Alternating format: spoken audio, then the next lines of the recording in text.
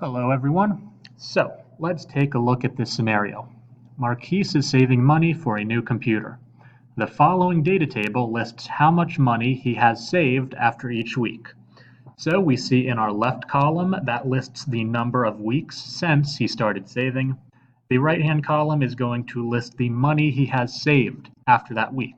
Okay, so let's look. We can see that after 1 week he has $100, after 2 weeks, 150.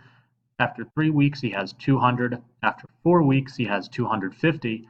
And after 5 weeks, he has 300, right?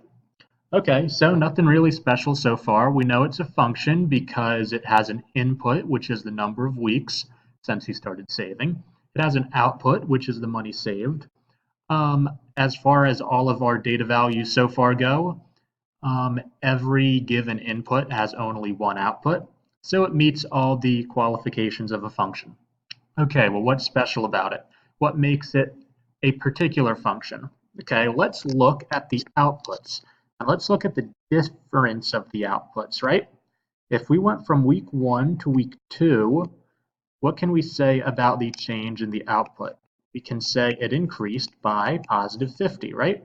If we go from week 2 to week 3, what can we say? It increased by another positive 50, right?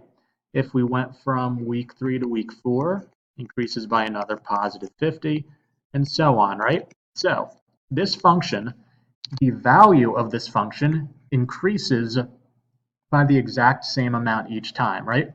So therefore, we can look at the outputs of the function, 100, 150, 200, 250, 300, all right, as an arithmetic series, okay? So we can look at the outputs, the output of this function is an arithmetic series because it changes by the exact same amount each time. Okay, well, that means we can go ahead and find really every future value of this function, right? So we know how much he has at weeks 1 through 5. Could we figure out how much he had at week 6?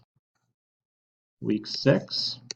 Well, we sure can, right? We just take the amount he had at week 5 and add 50, right? So he has 350 at week 6, and he's just increasing by 50 each time, right? How much does he have at week 7? He has 400, right? How much does he have at week 8? He has 450, right? This function is an arithmetic sequence, or rather I should say the output of this function, the value of this function is an arithmetic sequence because it changes by the exact same amount each time.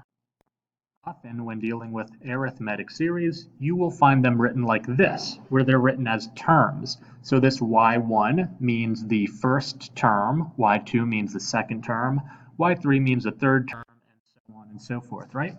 So these are the same values from the function that we just looked at. And let's remember they change by positive 50 each time, right? Well, we have a word for the value by which an arithmetic sequence changes, and that's called the common difference. It's called the common difference, right? In this case, the common difference is positive 50, right? The common difference because the difference between successive terms will always be 50, right? So let's take a look at something here. We know that y1, our first term, is equal to 100, right? We know that y2 is equal to 150. That's 100 plus 50, right? We know that our third term, well, what did we do? We just started at 100, right? Added 50 to get to y2, and now we're just going to add 50 again, right? Does that make sense to everyone? So, and this form obviously just keeps going on and on, right? y4 is going to be 100 plus the 50 we needed to get to term 2, right? Plus the 50 we needed to get to term 3, right? And plus another common difference of 50 to get to term 4. So there is a more succinct way to write this, and let's see what it is. All right, instead of writing this as 100 plus 50, well, why is it 100 plus 50, right? Because we just started with the previous value and added 50. So if the previous value is 100, we can just write this as y1 plus 50, right? Well, that means we can write y3 as, there we go. Once we know what the last term was, right? We know y2 was y1 plus 50. Well, how will we get to y3? We just take our previous term, right? y2 and add 50, because isn't that what we were doing each time? To get to our next term, right? We always took our current term and added by the common difference. And so to get 4, right, or rather to get y4, what do we need to do?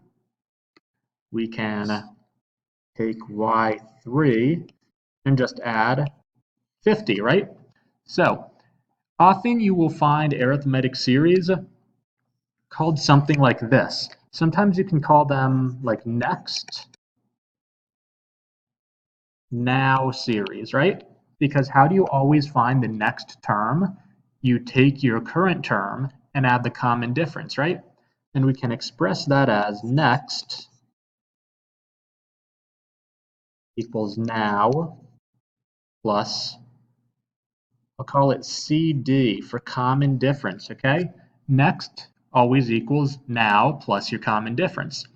We started with y equals 1, right? How did we get to y2? We took y1 and added the common difference, right? So now we knew what y2 was. It was 150, right? How did we get to y3? We took the value of y2 and added the common difference again, right? So we got our value of y3, which was 200. How did we get to y4? We took our current value y3 and added the common difference again, right? To get to 250. So if you have an arithmetic series and you know it's an arithmetic series and you have one value for it, you can always find the next value in the series by taking your current value and adding the common difference.